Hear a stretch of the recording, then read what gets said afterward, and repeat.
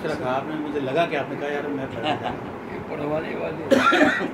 اور حاضرین محفل میری درخواست ہے جناب خالد میر سے. خالد میر بہت عرصے سے شعر لکھ رہے ہیں, نظمیں بھی بڑی کمال کی لکھتے ہیں, لیکن یہ منظر عام پر بہت کم آتے رہے, اس لیے شعری منظرنامے پہ ان کو اس طرح کا مقام حاصل اب ہونا شروع ہوا ہے دیر میں, اس لیے کہ یہ خود بیک اسٹیپ پہ رہتے تھے. لیکن ان کی ایک اور خدمت بڑی تیز رفتاری سے منظر عام پر آئی, وہ شعر و ادب کی خدمت, سرپرستی ادبی تنظیموں کی, محفلوں کی, مشاعروں کی, اور پھر انہوں نے واٹس ایپ پہ گروپ بنایا بزم شعر و سخن کے نام سے, اس کے سرکردہ لوگوں میں شامل ہیں, اور اس سے شعراء کو ایک ساتھ مل بیٹھنے کا, غائبانہ اور اپنے کلام شیئر کرنے کا موقع ملتا ہے.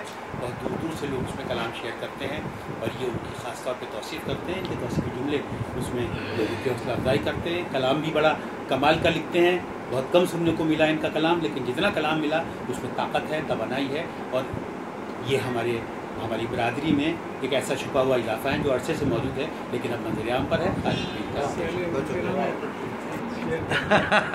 وہ آج آئی نہیں ہے اور سناؤں گا ضرور. بہت شکریہ. آپ کی اجازت سے کچھ بات کرنا چاہوں گا. میری جو تربیت بنیادی طور پہ ایک بہت ادبی گھرانے کے ساتھ ہوئی. اوڑھنا بچھونا, اٹھنا بیٹھنا, سونا, ابن صفی مرحوم. اس زمانے میں کچھ تغیرات ایسے دیکھے کہ پھر جو کچھ لکھتا تھا اس کو سناتے سنانا چھوڑ دیا.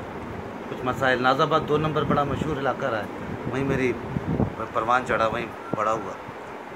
پھر کچھ دوستوں نے گھسیٹ لیا دوبارہ سے. میرا کاروباری کام جو ہے وہ ادویات سے ہے, چونکہ میں موسٹلی ملک میں اور ملک کے باہر جاتا ہوں, تو وقت دینا مشکل ہے. اب جا کے کچھ ایسی اسٹیج آئی کہ کچھ, چونکہ میں ایسے کام بھی کر رہا ہوں جو کہ تعلیمی اعتبار سے اس ملک کی سائنس اور ریسرچ کے حوالے سے میرا وہاں پہ ہونا ضروری ہے. کچھ 2-3 میں نے چیزیں فاؤنڈ کی ہیں. ایک میڈیکل جرنل ہے, اور ایک ہم ڈاکٹروں کو تربیت دیتے ہیں جان بچانے کی. تو اس وجہ سے مجھے اب کراچی میں زیادہ رہنا پڑتا, تو میں وقت نکال پاتا ہوں. شاعری بس وہ بقول عبداللہ حسین کے اندر کا شور بڑھ جائے تو باہر کا شور بڑھا دو. تو میں نے عبداللہ بھائی سے کہا کہ غلط ہے, سائنس کی روح سے اندر کا شور بڑھ جائے تو اسے باہر نکال دو. تو بس یوں ہی شاعری ہے. تو ایک شعر جو میں ہمیشہ ابتدا کرتا ہوں آپ کی اجازت سے, اور جن کے لیے لکھتا ہوں آج موجود ہیں. تم سے مل کر سکون ملتا ہے, بے دھیانی میں کہہ دیا ہوگا. اس کی تصدیق بھی ادھر سے ہو جائے جب آج یہ رسم دنیا بھی ہے, موقع بھی ہے, دستور بھی ہے. ان کو میں اس لیے سناتا ہوں کہ نظر نہ لگ جائے جس طرح انہوں نے میرا ساتھ دیا. زندگی کے 2 کالے پانی میں بھگت چکا ہوں, اور 4-5 دن پہلے. کالے پانی کی سزا آپ کو پتہ کتنے سال کی ہوتی ہے؟ تو 2 کالے پانی میں چکے. یہ کہہ رہی 2-3 اور گزاریں گے ساتھ انشاءاللہ. بات لمبی ہو گئی, کافی لوگ بیٹھے ہوئے ہیں, تو اجازت ہو تو میں بقول سلیم احمد کہ جسم و جاں کی اکائی ٹوٹ گئی, میں فقط ہوں دماغ میں زندہ. جو کچھ ذہن میں سنا دیتا ہوں, کیونکہ اس کو کھول دوں گا تو مشکل ہو جائے گی بہت زیادہ. ایک نظم ہے جو شاید اب تک نہیں پہنچائی میں نے آج تک, چہرہ عنوان. چراغ چہرہ جو بجھ گیا سحر کے دھندلکے میں, بکھرتا کاجل بکھر گیا ہجر کے رت جگہ میں.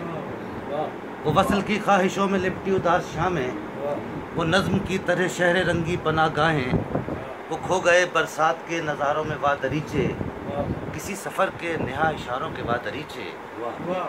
مگر یہ شاید ہے عمر رفتہ کی کا جدائی, مگر یہ شاید ہے بیتے سالوں کی بے وفائی.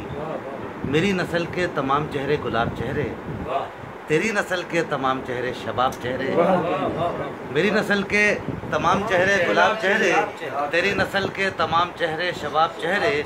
گلاب چہروں شباب چہروں کا ہر زمانہ, میری امنگوں تیری امنگوں کا ہر فسانہ. جو لکھنے والے نے لکھ دیا ہے زمین دل پر, جو پڑھنے والے نے پڑھ لیا ہے زمین دل پر. اور زمین دل پر درخت یادوں کی کھیتیاں, زمین دل پر کمل کے پھولوں کی پتیاں. زمین دل پر درخت یادوں کی کھیتیاں ہیں, زمین دل پر کمل کے پھولوں کی پتیاں ہیں. اور زمین دل کا خراج جب بھی ادا ہوا ہے, زمین دل پر شگفتہ چہروں کی بستیاں ہیں. زمین دل کا خراج جب بھی ادا ہوا ہے, زمین دل پر شگفتہ چہروں کی بستیاں ہیں. مگر وہ چہرہ کہ جس کی خاطر جمع ہوا میں, مگر وہ چہرہ کہ جس کی خاطر آیا ہوا میں. مگر وہ چہرہ کہ جس کی خاطر جمع ہوا میں، مگر وہ چہرہ کہ جس کی خاطر آیا ہوا میں، وہ چہرہ میری اداس راتوں میں کہکشاں ہے، وہ چہرہ میری غزل کا چہرہ مگر کہاں ہے، وہ چہرہ جو کہ چراغ جاتا سیاہ شب میں، چراغ چہرہ جو بجھ گیا سحر کے دن لگے میں۔